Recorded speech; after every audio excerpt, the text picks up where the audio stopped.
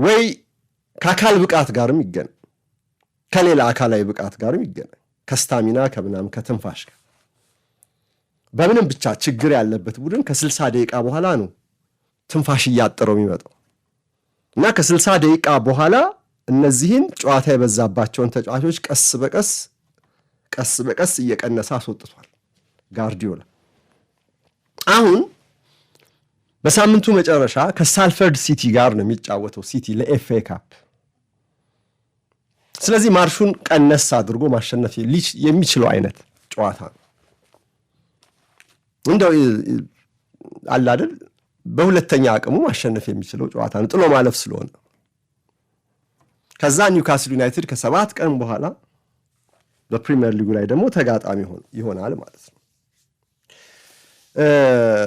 ሁለቱ ግዢዎች ታዲያ ማርጌይ እና አንቷን ሴሜኒዮ ሲቲን እንዴት እንዳጠናከሩት ስትመለከቱ ማንቸስተር ሲቲ ከጃንዋሪ በኋላም ያው እያደር እነዚህ ልጆችም ሁለቱ አዲስ ናቸው፣ ለፕሪሚየር ሊጉ አዲስ አይደሉም፣ በነበሩበት ክለብ ቋሚ ናቸው፣ ግን ለዚህ ለውሃ ሰማያዊ ማሊያ አዳዲሶች ናቸው እና የክረምት ዝውውሮች አይነት ትልልቅ ተጫዋቾች ናቸው። የክረምት ስል በእኛ ክረምት በፈረንጆቹ ማለት ሳይሆን በጃንዋሪ የመጡት ለምን እንደሆነ እያሳዩ ጋርዲዮላ ለምን እንደተረባረበባቸው ራሳቸው ተጫዋቾቹ በሜዳ ላይ እያሳዩ ነው። አሁን አንቷን ሴሜኒዮን እንውሰድ። ትላንትና ሌላውን ተውት፣ አጠቃላይ ፐርፎርማንሱን ተውትና ምዘናውን 1 ጎል አስቆጥሯል፣ 1 አሲስት አድርጓል ከተባለ በጨዋታው ላይ 3-0 ላሸነፈው ማንቸስተር ሲቲ ምን ያህል ቁልፍ ስራ እንደሰራ ግልጽ ነው።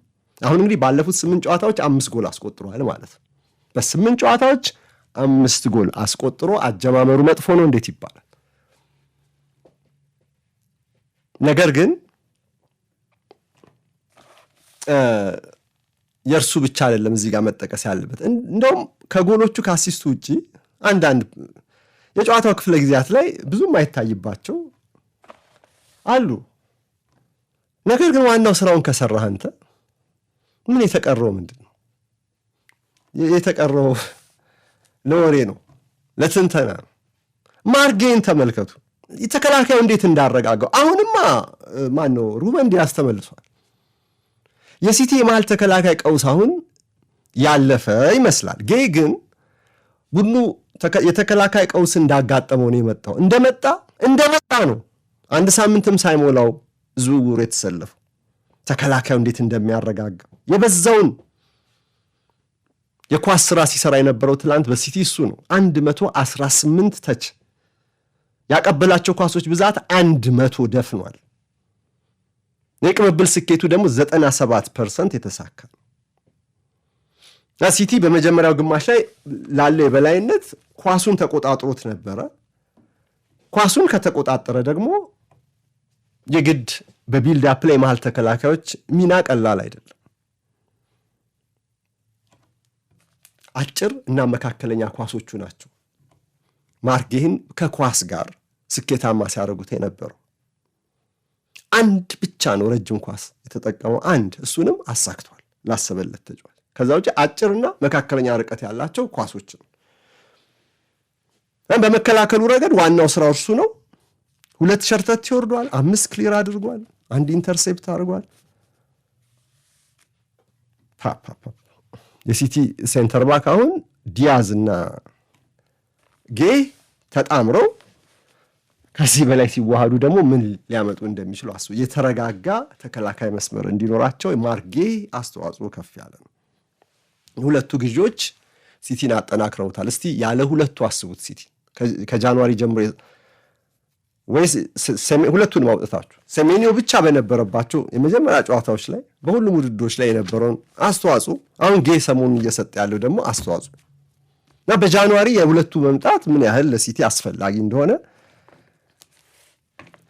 አጀማመራቸው በደንብ ይነግረናል። እንግዲህ ኤርሊንግ ሃላንድ ጉዳይ እሱም ሰሞኑን ግለሂስ ሲያሰማ ነበር። አይ ቲንክ እኔ ከሃላንድ ቃለ መልሶች ላይ አሁን ብስለት ነው ያለው ካለፉት ዓመታት ይልቅ እና እነዛ ቃለ መልሶች ላይ አጭርም የሆኑ ፕሬስ ኮንፈረንስ ምንም ብቻ ኤክስክሉሲቭ ኢንተርቪው ሰሞኑን ሃላንድ ስለራሱ እንደ ቀድሞ እንዳልሆነ በማመን መስራት እንዳለበት ብዙ ግለይ ሲያቀርብ ነበር። ትናንትና ጎል አስቆጥሯል ከፊል ፋደን የቀረበለትን። እርግጥ ጉዳት ነገር አጋጥሞት ነው ረፍት ላይ የተቀየረው። ግን ሊቨርፑል ላይ በፍጹም ቅጣት ምትም ቢሆን ጎል አስቆጥሯል። እንዴት እንዳበደ አይታችኋል። ደም ስሩ እኮ ከአንገቱ በጥሶ ሊወጣ ምንም አልቀሩ። ግን እንደዛ ቢሆን ይገርመናል እንዴ? ሰዓቱን የጎሉን ዋጋ ስታስቡ በዚህ ላይ የራሱን ደግሞ ጭንቀት አለበት። ወደ ጎል መመለስ ነበረበት። ወደ አስተማማኝ ጎል አስቆጣሪነቱ ይመለስ ዘንድ እንደዚህ ያለው የአንፊልድ ጨዋታ ላይ ጎል ማስቆጠር የእርሱንም የግል ኮንፊደንስ ከፍ ሊያደርግለት ይችላል።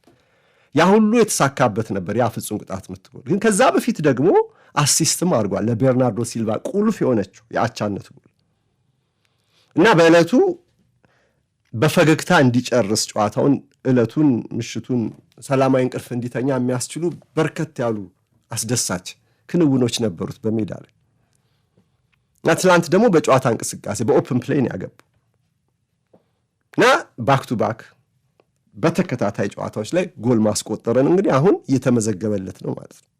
ከሊቨርፑል ጨዋታ በፊት ሲነሱ የነበሩ ነገሮች አሁን ቀነስ እያሉ የሚጠፉበት እድል ስላለ የሃላንድ ጉዳት ከባድ አይመስልም፣ ግን ለጥንቃቄ ይመስላል። አላውቅም እንግዲህ ምርመራው የሚያመጣውን አንዳንዴ ቀላል ነገር ይመስላል፣ ግን ኖክ ይመስልና በኋላ በርከት ላሉ ጨዋታዎች ደግሞ ከሜዳ ሲርቅታ ያላችሁ አንዳንድ ተጫዋቾችና አናውቅም። እሱን ለሕክምና ክፍሉ እንተውና የሃላንድ ጎል አስቆጣሪነት ደግሞ ለሲቲ ተጨማሪ ሞራል ነው። አሁን የማወራው ከምን አንጻር ነው? ከአርሰናል ጋር ካለው የዋንጫ ፉክክር ከዛ ፖይንት ኦፍ ቪው እና የሃላንድ ወደ ቦታው መምጣት ለቀጣይ የሲቲ ጉዞ ደጋፊዎች ተስፋ እንዲያደርጉት የሚፈልጉት ትልቅ ነገር ነው።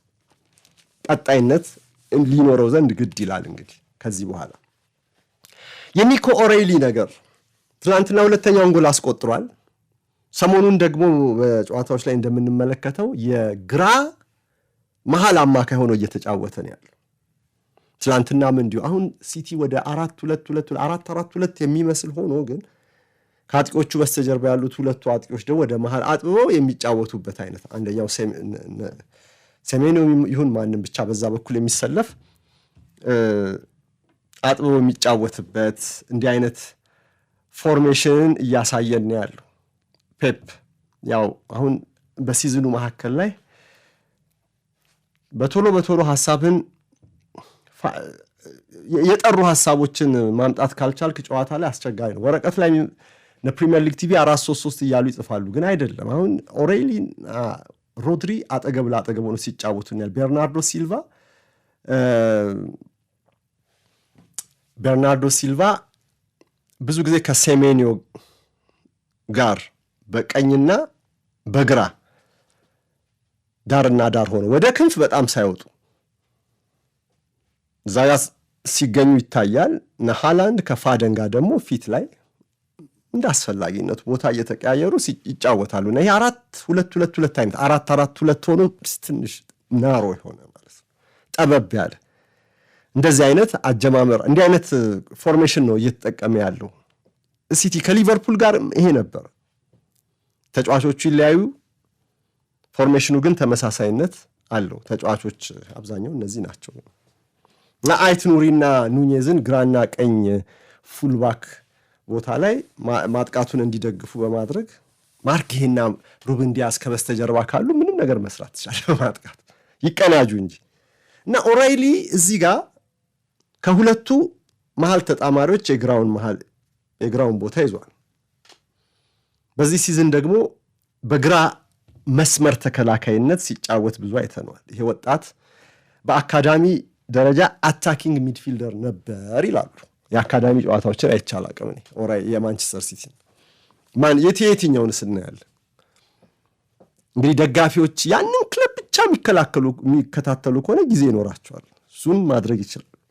ስለ ኦራይሊ ግን ስታዩ በአካዳሚ ደረጃ አጥቂ አማካይ እንደነበረ ነው መረጃዎች የሚያሳዩት እና ፔፕ በሌፍት ባክ ሲያጫውተው ቆይ። አሁን እነዚህ ሌፍት ባክ እና ሌፍት ሴንተር ባክ የግራ መስመር ተከላካይ እና የግራ የመሃል አማካይ ተጎራባች ወይም ምንድነው ተዛማጅ ሚናዎች ያላቸው ቦታዎች ናቸው በዚህ በሞደርን ፉትቦል በተለይ በነ ጋርዲዮላ አይነት ቡድኖች። ለምሳሌ ሌዊስ ስኬሊ በአርሰናል በግራ በኩል ይጀምራል አይደለ?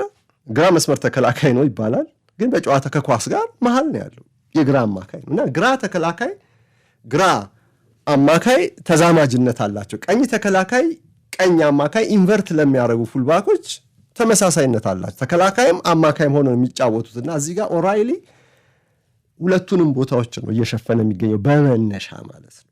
በመነሻ አሁን እዚህ ጋር አይት ኑሪ ነው ግራ መስመር ተከላካይ፣ ግን ኦራይሊ የግራ አማካይ ሆኖ ነው የጀመረው እና በዚህ ጎልም አስቆጥሯል። 90 ደቂቃ ተጫውቷል። አንድ ጎል አስቆጥሯል። 56 ተች፣ 41 ኳስ፣ 41 ፓስ፣ 5 የጎል ሙከራ ሞክሯል። የበለጠ ወደ ሳጥኑ እየሄደ ማጥቃቱንም ሲደግፍ ሁሉ ሲታይ ነበረ እና በአካዳሚ ደረጃ አጥቂ አማካይ የነበረ ተጫዋች ከሆነ በአማካይ ቦታን ብታሰልፈው ቡድኑ ኳስ በሚይዝበት ጊዜ ደመነፍሱ ወደፊት እንዲጠጋ ሊያደርገው ይችላል። በማጥቃት ጨዋታ ላይ ታዲያ ያደገበት ስለሆነ አይቸግረውም ማለት ነው እና በዚህ በኩል ሲቲ ሌላ ኮከብም ዘንድሮ አሳይቶናል። ኒኮ ኦራይሊ እንዳልኳችሁ እንግዲህ ሳልፈርድ ሲቲ ነው የሚገጥመው። ኤፍኤ ካፕ ነው የሳምንቱ መጨረሻ። የፕሪሚየር ሊጉ ፉክክር ጋብ ይልና ቡድኖች ሁሉ ትኩረታቸውን ወደ ኤፍኤ ካፕ ያዞራሉ። ቡድኖች ሁሉ ግን ባለል ይሻላል ኤፍኤ ካፕ ላይ ባይሳተፉ እነ ማንቸስተር ዩናይትድ ደግሞ የሚያርፉበት የሳምንት መጨረሻ ይሆናል። ሳልፈርድ ሲቲ ቅርብ ነው። የቀድሞ የማንቸስተር ዩናይትድ ተጫዋቾች ነበሩ አይደል? እስከ ቅርብ ጊዜ ድረስ ባለቤቶቹ ሊሸጡ ነው ሼሩን ምን ተብሎ ነበር። እስቲ ቆይ በደንብ እናያለን። ግን ከነርሱ ጋር ስሙ የሚያያዝ ክለብ ነው ሳልፈርድ፣ እዛው ግሬተር ማንቸስተር አካባቢ የሚገኝ ክለብ ነው። ኤፍኤ ካፕ ነው። ሲቲ እንግዲህ 3 ነጥብ ልዩነቱን ወደ 3 ነጥብ አጥብቦ ማይንድ ዘ ጋፕ እያለ